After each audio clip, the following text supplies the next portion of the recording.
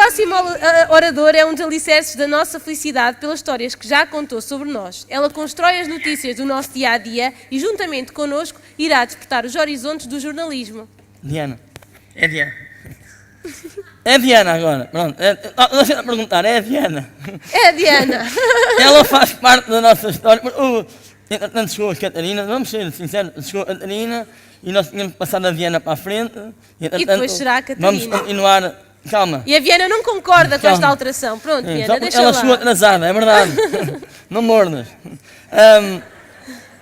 Ela faz parte da nossa história e também da história da nossa família. Desde o dia em que acompanhou a concretização do sonho da nossa fidalga.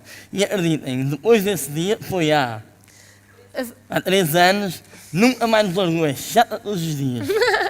A nossa próxima oradora é... E nós gostamos muito dela.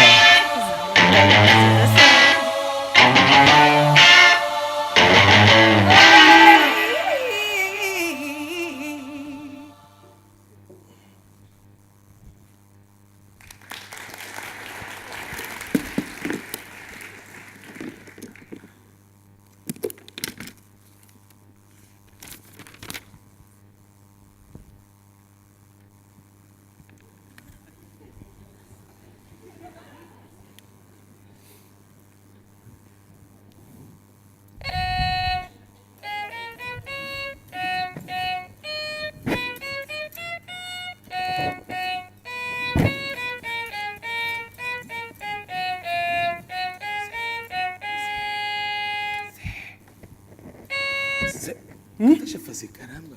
Então estou a tocar uma peça, não estás a ver-me? A tocar uma peça, mas não era isto agora. O que é que estás a... Desculpa lá, o Ângelo foi ali ter comigo. Ei pá, atenção agora que é bossa nova, vai tocar bossa nova. Eu não tinha nenhuma... Pá, vim aqui apresentar uma peça. Isso nem sequer é bossa nova, é música clássica.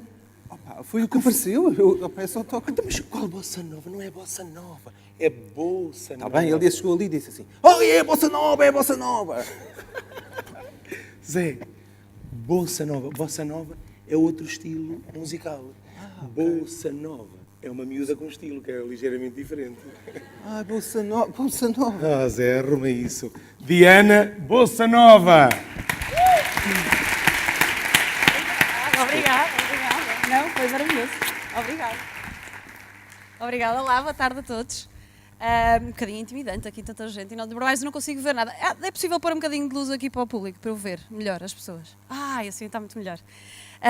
Como trabalho em televisão há algum tempo já, faz este ano 10 anos, vou quebrar aqui com estas televisões todas que estão aqui, as câmaras, vocês vão me matar. Mas eu quero falar com vocês e quero ouvir-vos e quero perguntar coisas, porque acho que o futuro é nosso, não é? É meu, é vosso. E para começar, uma vez que o desafio do Ângelo e da Sofia é um bocadinho os desafios do jornalismo e o futuro no jornalismo, e daqui a, enfim, 2068 eu tenho 83 anos, um bocadinho mais nova que o Luís, pouco. Para vocês, atualmente, o que é o jornalismo? Alguém me consegue dizer, gritar, eu vou aí se for preciso? O que é o jornalismo para vocês hoje em dia, 2018? Ninguém? O quê? Informação. É fonte de informação. Mais ideias. São histórias de vida de pessoas, são relatos, é passar a mensagem política, por exemplo, que a Catarina a seguir também vai estar cá. O que é que vocês acham que veem a informação? Vocês veem jornalismo hoje em dia? Veem os telejornais? Nem por isso. São daquela opinião que hoje em dia existem muitas desgraças a mais na televisão? É um amigo. É uma perspectiva bastante positiva essa. Também acho que é um amigo. Também é o funcionamento da democracia. Obrigada, Luísa. Também é isso. É muito mais. Quando eu comecei, e obviamente é aqui a minha perspectiva pessoal, no jornalismo, era precisamente para contar histórias de pessoas. E porquê é que eu começo por aí? Porque quando conheci o Ângelo e a Sofia, precisamente há 3, 4 anos, foi numa das reportagens da RTP, quando entrei para a RTP, o serviço estava marcado concretizar sonhos, antes de morrer quero, Gafanha do Carmo e depois Braga, Teatro Circo. Não tinha grande informação, não se sabia muito bem o que é que se ia fazer. Marcaram, era o dia inteiro em reportagem, nós viemos para cá, fazer o acompanhamento todo da Dona Fidalga, e depois fomos para Braga e ela cantou para uma plateia assim, grande. E cantou, ensaiou. No final, chegámos à redação muito tarde, já era de noite. No dia seguinte eu tive que montar a peça. Como em televisão nós temos sempre o tempo contado, tínhamos 3 minutos para contar a história e era o máximo que me deram. Eu acabei a reportagem e ela tinha mais ou menos 5 minutos. E só me diziam, corta, porque senão não entra no telejornal. E mais uma vez, para além das desgraças, nós queríamos contar uma história feliz, uma história bonita. Mas eu tive que cortar 2 minutos da reportagem, que foi muito difícil. E para quem mais ou menos trabalha com televisão, 2 minutos é uma eternidade, é muito. E lá cortámos 3 minutos, o editor, o Marcelo Sá Carvalho, emocionou-se durante a edição da reportagem e falou com a coordenadora na altura e disse que não podia cortar mais, tinha que ter 3 minutos e 30 segundos, porque não dava, porque senão não respirava, porque senão a Dona Fidalga não cantava na reportagem. E era isso que ela tinha ido fazer ao Teatro de Circo em Braga. E, portanto, não fazia sentido. A peça entrou no telejornal, entrou no Jornal da Tarde. Eu e o David, o repórter de imagem na altura que veio comigo, falávamos muito sobre o assunto, falávamos muito sobre eles os dois, como intensos, emocionais e chatos também. O Ângelo e a Sofia são. E depois o David fez um linha da frente, uma reportagem que acompanhou todas as histórias aqui dos sonhos dos idosos da Gafanha do Carmo, do Centro Comunitário da Gafanha do Carmo. Isto para dizer que o jornalismo também é isto. Não é só contar desgraças, não é só ir a comitês políticos, não é só dar notícias más, também se tenta dar este género de histórias, também se tenta contar. O que eu vos posso dizer, e esta é completamente uma opinião minha, é que é difícil contar histórias hoje em dia. Em 2068 ainda vai ser mais difícil. Eu não pude ouvir muitas das histórias e dos relatos que hoje estiveram aqui. De manhã eu estive a trabalhar, nem sequer estive cá. Portanto, só cheguei há pouco, tive a oportunidade de ouvir o Luís todo, inteiro, e a Luísa também, que adorei, porque achei uma perspectiva tão positiva, tão boa, que eu fiquei tão feliz, assim, não vai haver isto, não vai haver aquilo, não vai haver um teste poluído. Isso, maravilha, está espetacular. A minha perspectiva do jornalismo é que, efetivamente, em 2068, o jornalismo como hoje nós o conhecemos, não vai existir. Não existe. Não existirá, de forma nenhuma. É completamente impossível, em 2068, haver jornalismo como é feito agora. Obviamente nós dependemos de agências noticiosas, provavelmente algumas de vocês já ouviram falar, como a Reuters, a France Press, a Eurovisão, que agora só se fala em Eurovisão, e tantas outras. E, claro, as fontes pessoais, aquilo que nós conhecemos com as pessoas, aquelas histórias que as pessoas nos contam, aquilo que nos chega às redações, mas também vivemos numa era completamente digital e completamente virada para as tecnologias. Hoje em dia, se nós formos fazer, e dou o exemplo mais fácil e mais rápido de entender, um incêndio. E nem falando nas tragédias do ano passado, um incêndio normal de um armazém qualquer. Se nós vamos fazer um incêndio, e nós não chegamos a tempo, porque nós não pagamos às fontes, pelo menos a RTP para já não faz isso, porque existem meios que pagam fontes, bombeiros, polícias e etc., para poderem chegar quando as coisas estão efetivamente a acontecer. Quando chegas tarde, já não temos hipótese de ter as imagens das chamas, daquilo que muita gente gosta de ver, mas, enfim, é efetivamente a notícia. E o que é que acontece? Muitas pessoas que estão lá gravam com os seus telemóveis vídeos, imagens, a maioria das vezes os vídeos em pé, que para nós não nos dão jeito nenhum, deviam ser todos deitados no telemóvel, mas enfim, e chegam ao pé dos jornalistas e oferecem isso. Há quem já peça dinheiro. Já aconteceu várias vezes de me dizerem, olha, está a chegar droga ali naquela praia, queres ir lá fazer? Pagas-me 50 euros. Não, qual é a praia? Não, só se me derem 50 euros. Isto também já acontece. Mas, como eu dizia, nos incêndios isto acontece muitas vezes. As pessoas oferecerem vídeos, imagens, fotografias para contarem a notícia. E nós, jornalistas, usamos. Vocês veem infinitas vezes em televisão e na imprensa escrita, em rádio é um bocadinho mais difícil, não há imagem, mas vê-se muitas vezes peças jornalísticas, reportagens, em que são usadas vídeos amadores, vídeos de alguém que gravou, provavelmente algum de vocês aqui já o terá feito. É muito comum, ou seja, o jornalismo, como eu disse, como nós conhecemos hoje em dia, em que o jornalista é que tem acesso à informação, filtra e a passa e a transmite aos outros, dificilmente continuará assim. Estamos a falar de um hiato de tempo muito grande para que as coisas não evoluam. Se nós pensarmos na geração da minha mãe, que agora tem 63, 64 anos, a evolução tecnológica foi brutal nestes últimos anos. Não é? Nós assistimos a algo muito rápido, uma evolução muito rápida, muito veloz. E é óbvio que isso vai continuar. Portanto, a palavra vai estar, na minha opinião, em todas as pessoas. O jornalista é cada vez mais cada um de nós. Aquilo que nós damos e aquilo que nós conhecemos. E acho que, obviamente, como agora já assistimos, as redações vão ficando cada vez mais vazias, cada vez há menos pessoas a quererem ser jornalistas, por razões, enfim, por várias razões, algumas delas muito políticas, porque, enfim, as políticas das casas não permitem que se ganhe dinheiro em condições e, portanto, a maioria das vezes hoje quem quer ser jornalista é precisamente pela gênese do jornalismo, que é contar histórias e informar as pessoas. Portanto, dificilmente são pelas condições de trabalho, porque não é por aí. Também não me parece que seja pela visibilidade, nem nada disso. Portanto, é pela essência. E a essência está também naquilo que vocês e que a todos nós nos assiste, que é a curiosidade, saber o que se está a passar, o que está a acontecer. E nesse sentido, cada um de nós vai ter vontade de contar, vai ter vontade de saber como fazer, de experienciar. E cada vez mais, acho eu, o jornalismo também vai ser direcionado.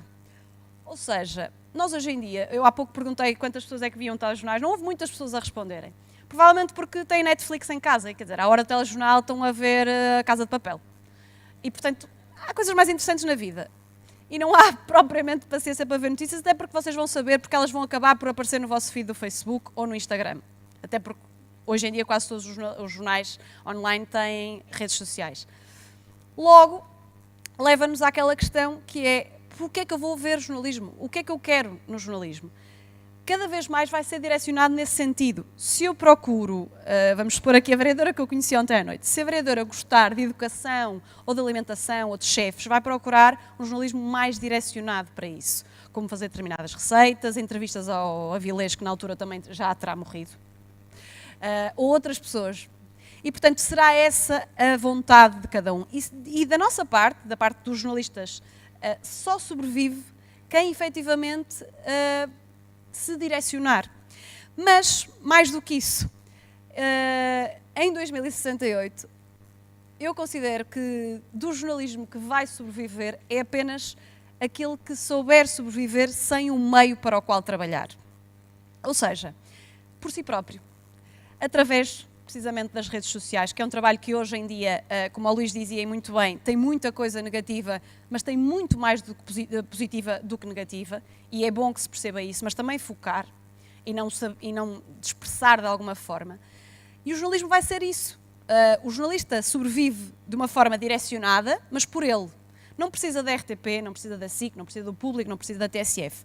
Precisa de chegar às pessoas, e essas pessoas, vocês, que também vão ser jornalistas, muito provavelmente, vão querer ouvir aquela notícia por aquela determinada pessoa, porque foi ela que vos contou. Hoje em dia, e vocês, o primeiro rosto que veem é o pivô. Obviamente nós temos todos preferidos, nós gostamos mais da Clara de Sousa, do José Alberto Carvalho, da Judite Sousa, seja quem for. Aquela pessoa dá-nos credibilidade, dá-nos vontade de ouvir, nós acreditamos naquilo que ela diz. Isso acontece-vos de alguma forma ou não? Sim? E porquê que acontece? Pela maneira como as pessoas dizem, pelo canal em que ela transmite, pela notícia em si, porque a notícia normalmente passa nos 3 canais, vamos falar em televisão, no caso. Portanto, à partida não pode ser pela notícia em si, porque a notícia não foi alterada, ou pelo menos não foi muito alterada. Isso acontece-vos porquê? Vocês têm alguma ideia de porquê que há determinadas pessoas que vocês gostam mais de ver do que outras? Conseguem pensar nisso assim um bocadinho? Alguma ideia? Pela empatia, pelo canal, pelas cores do canal também ajudam muito, não é? É verdade, ajuda muito.